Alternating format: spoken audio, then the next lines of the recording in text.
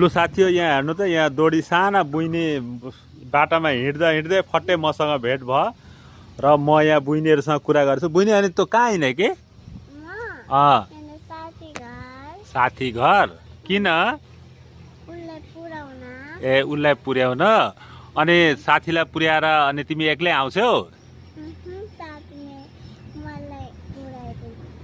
ए ऊ फेरि तिमीसँगै आउँछिन् हो?